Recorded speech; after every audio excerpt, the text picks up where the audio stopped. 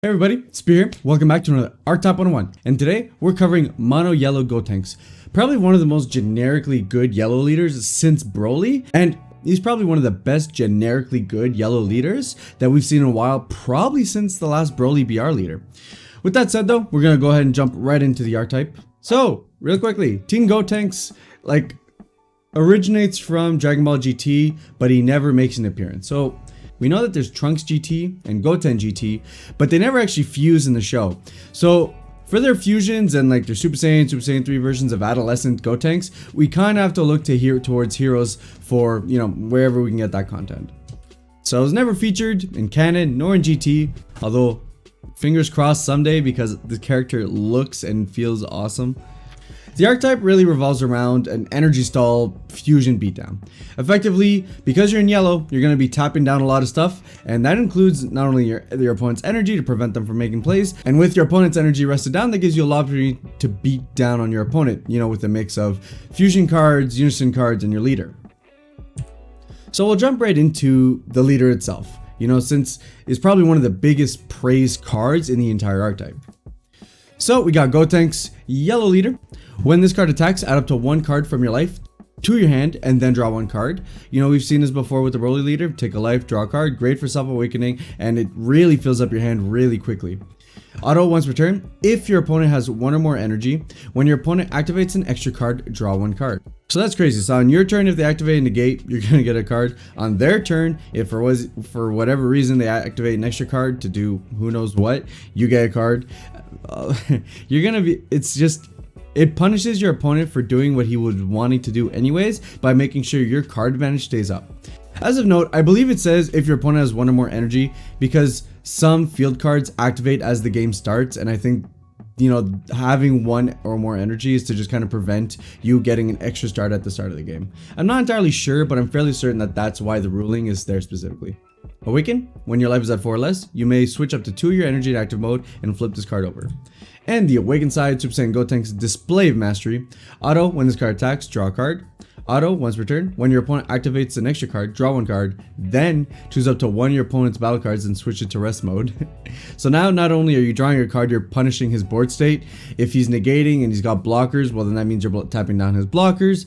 And on his own turn, that means you're potentially stopping an attack if he doesn't line up his sequencing correctly. And then also, auto once per turn, when you activate Union Fusion, this card gets 5k power and critical for the turn. The entire archetype is wrapped around Union Fusioning, so unsurprisingly for the majority of the game, odds are his Awakened side is going to be a 20k crit attacking card, and that is super annoying to deal with. It means that no matter what, your opponent is going to have to commit either a 10k or 2 cards just defending the leader on its own, and then you're constantly plussing no matter what, so your hand size should just about always be filled. Being a fusion oriented deck, what are the fusions? Well, there's a number of them, about 3 roughly I believe. We got Gotenks Power Fusion, Double Strike, Union Fusion for 2 yellow, and any yellow Sun Goten and any yellow Trunks. So granted, there's not a ton of yellow Gotens and Trunks. I don't even know if there are any outside of this set 10 archetype, but effectively you can grab any of them. There's a set of materials, each ranging between 2 and 3. Reminder, Union Fusion, they need to be the same attack power. I believe they all are. All the materials pieces for this deck are the same, but just something to keep in mind if you're trying to tech in some future Trunks and Gotenks from other sets. Auto, when this card is played, choose up to one of your opponent's battle cards in rest mode, KO it, and draw a card. Cool. So now you're plussing on the fusion. You're doing some removal, and then activate main, and 2 of them have this activate main. Place this card at the bottom of its owner's deck. Add up to 1 yellow Sun Goten GT and up to 1 yellow Sun Trunks GT card from your drop area to your hand.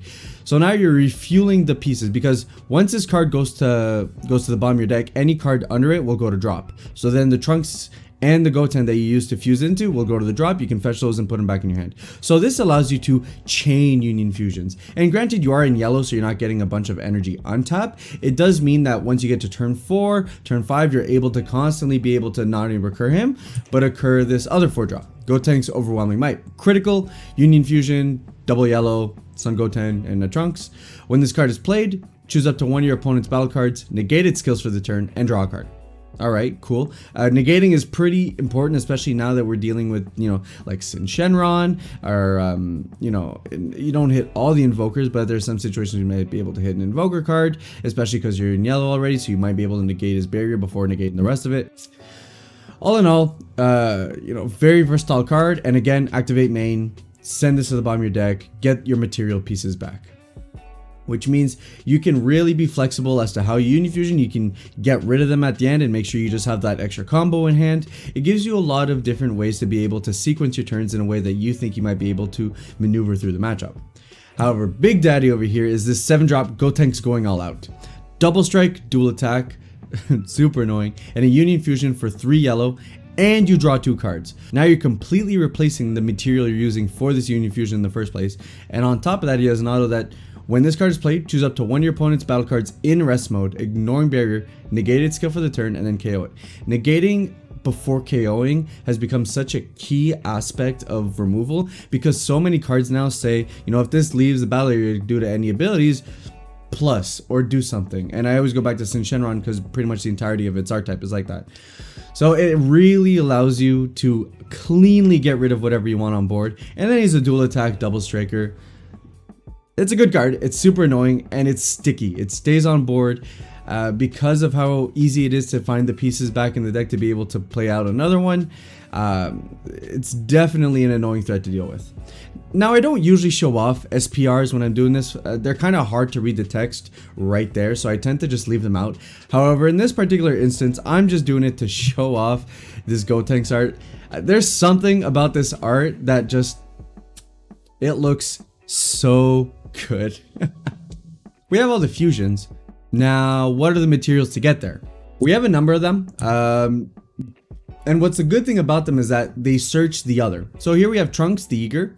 If your leader card is yellow Gotenks Adolescence card, and you discard this card from your hand, add up to one Sun Goten GT card with 15k power and an energy cost of 3 from your deck to your hand, and then shuffle your deck. And similarly, we have Sun Goten the Eager. It's the same thing except the opposite. He searches up a Trunks instead. So this is great because if you have either a Sun Goten or a Trunks in hand and you have 2 of them, then you can replace one of the duplicates to be able to find your other material. That's really one of the tough things to deal with when you have a fusion deck, finding your pieces, making sure that you have the material.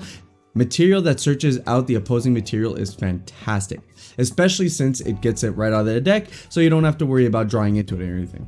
So the Eagers go and fetch these flashes of brilliance. Activate main. If your leader card is yellow Gotenks Adolescence card and you choose one yellow card from your hand and discard it, add this card from your drop area to your hand, and you can't activate the activate main skill on copies of this card for the turn. So maximum you'll ever be able to get is 1 copy of this card per turn using this ability. But again, it allows you to fetch a piece of the material. And the Sun Goten does the exact same thing. You're able to pitch a card to be able to get them back. And because when Union Fusions die, these go to the drop, this means that you'll constantly be able to find material.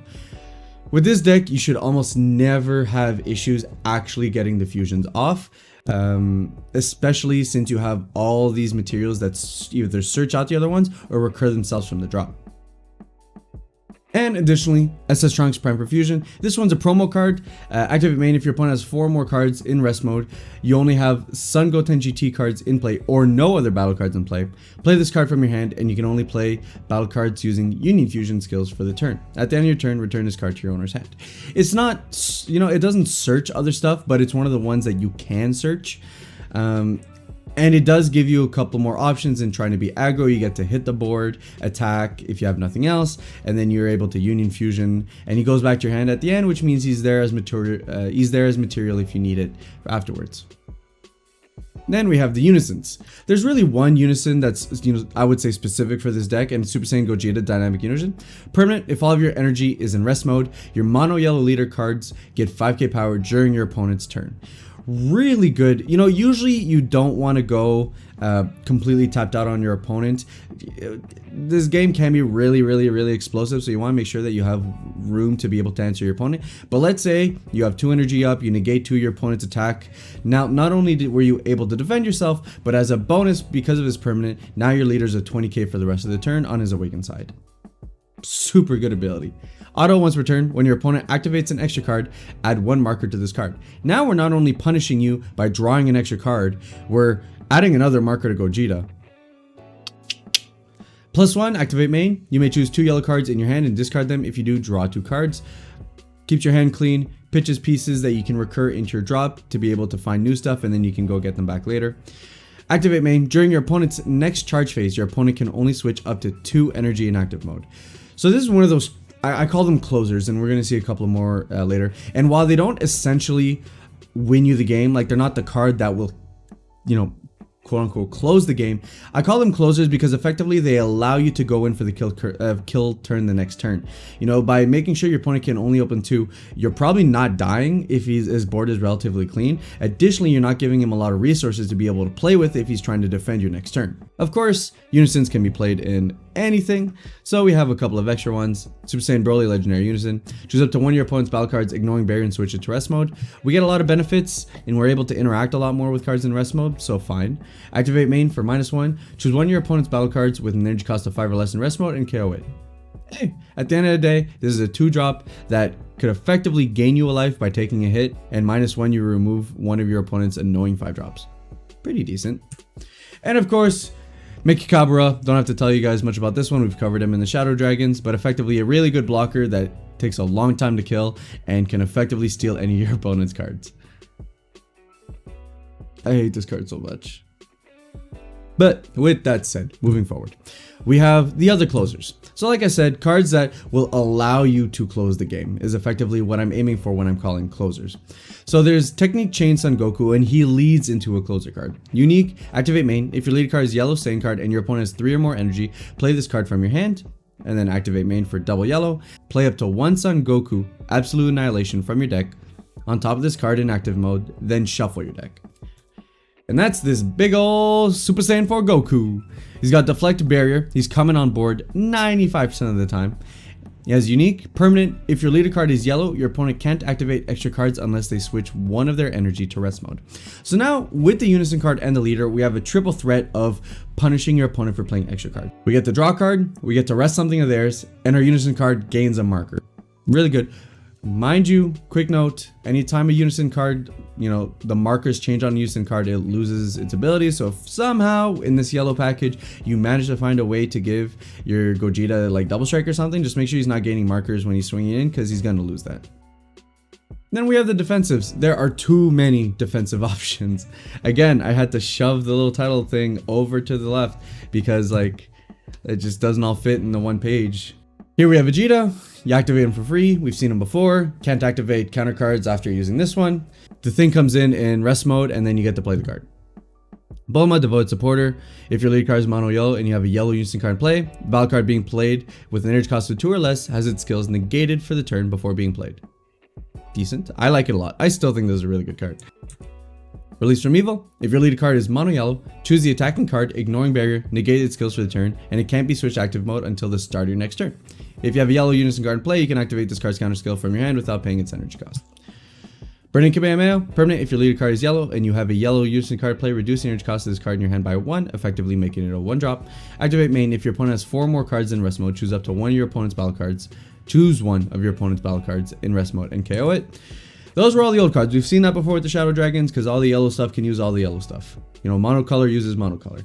Now we're getting into the promos. This is where we have a couple of the newer stuff. Gotenks, Genuine Ability. This is from the Championship Pack. Blocker, Revenge. Reduce the energy cost of this card in your hand by 1 for each yellow battle card with 15k power in your drop area. All the materials are 15k, so effectively, for the most part, this will almost always be a 2-drop. Auto, when this card is played, choose up to 1 of your opponent's Unison cards or battle cards in rest mode, and it can't attack during your opponent's next turn. Preventing Unisons from attacking is really key because they're the least interactable card in our game. Just bars, hands down. So being able to do this makes sure that, you know, if your opponent would be able to, like, let's say with Vegex, be able to give him like dual attack, double strike. We are preventing that for an entire turn. So few cards deal with Unisons. This would be an important pickup to make sure that you can maneuver this Unison minefield, I like to call it, moving forward. Then we have Super Saiyan Gotenks Prime for Fusion. I didn't put him in the materials because he's more of a defensive role than like a straight up just here's a material piece. But he's also within the promos. Counter attack, negate the attack, then play this card. Permanent. During your opponent's turn, if you have a yellow Unison card in play, reduce the energy cost of this card in your hand by 2, making him a 1-drop 15k battle negate. And then auto, choose one card in your hand and discard it. At the end of your turn, return this card to its owner's hand. It's that flexibility that, you know what, if I still need it for the material piece, well, guess what? I used it as a negate, and now I'm able to get it back to make sure that I can Union Fusion on my next turn. And now we're starting overlay cards. It's breaking up my layouts because there's too many defensive cards. Super Saiyan Gotenks Matchless Fusion. He's a 6-drop 25k Union Fusion for 4 double yellow. Yellow Son Goten GT and a yellow Trunks. Permanent. Other battle cards with energy cost 5 or more can't attack. This effectively says, for the most part, I think almost everything, it says your boss monsters cannot close me out during the game while this stays on board. It doesn't have protection, it doesn't have deflect, doesn't have barrier. So obviously it's not the hardest card to remove. But if you know what your opponent's playing, and you know they probably don't run a bunch of spot removal, this could definitely save you for a turn or two and make sure that you can close out the game otherwise. We have a couple of searchers. I think every archetype at this point has like 2 searchers they can roughly include. Pan the Earnest. When this card is played, look at the top 5 cards from your deck. Add up to 2 yellow Son Goten, Trunks, and or Gotenks Adolescence cards from among them in your hand. No specified cost. That's awesome. We can search up any part of the engine. Really powerful searcher. And then shuffle your deck. Choose up to 1 card in your hand and discard it if you added 2 cards to your hand. So you want to look up 1 card, find she replaces herself. You want to look up 2 cards, instead of plussing, you have to pitch something out of your hand. Honestly, that's flexibility I'm a-okay with if it means I'm going to be able to find every piece I need anytime I Union Fusion. On top of that, we have Vegeta the Impregnable. I don't know who'd want to pregnate Vegeta, but like, hey, fine. When this card is played, look up to 5 cards from the top of your deck, add up to 1 yellow Unison card with a specified cost of 2, or 1 yellow Saiyan card with an energy cost of 3 or less among them to your hand, then shuffle your deck. Vegeta allows us to find our materials. He also allows us to find our Unison cards. Additionally, I think if you have a good mix of the 2 of them, you can really make something. You can really have a good amount of consistency into your deck. And finally, I actually get to speak about an SCR for once. This one is actually specifically made for this archetype. And of course, you can take it into any deck and it'd be fine. But archetype specific, we have Super Saiyan 3 Gotenks Blazing Fusion. Ultimate Double Striker. Permanent. Reduce the energy cost of this card by 1 for each battle card with 15k power in your drop area. All our materials are 15k. So odds are you will only be paying 4 for this card. And then another permanent, negate the skills of all other battle cards. So we have a King Vegeta now in the form of an ultimate. Because this leans more as a closer than King Vegeta does, it's great because it has double striker, it's 40k. King Vegeta had the issue that while it was awesome to have on board and could definitely save you a bunch of turns, if not completely shut down your opponent, it wouldn't really close out the game by itself. This being a 40k double striker does that, and it has the added bonus that when this card is removed from your battle area by an opponent's skill, choose all your opponent's battle cards and energy in rest mode, ignoring barrier, and place them in their owner's drop area. You know what? You're going to deal with this closer? Well, then guess what? Lose your board, lose everything it took for you to actually make sure that I lose this card. And with that said, that's Mono Yellow Gotenks. It's a beatdown deck that punishes your opponent for playing counterplays, manipulates their energy, and allows you to close out the game with a bunch of things that says, you know what, you want to do this, I'm going to tax you for it. We should just call this Tax Gotenks. Every time your opponent wants to do something, that'll cost you. Or, I'm going to get my share as well. Super great, honestly, super fun archetype. The leader by itself is amazing, and I could see the leader being teched into, just about any archetype, just like we saw with Broly in his previous time. If you liked the Archetype 101s, give it a thumbs up. If you thought it was shit, hey man, give me a thumbs down. If you like these types of videos, make sure to subscribe so you can see more Archetype 101s, and I'll see you guys on the next one. Ciao.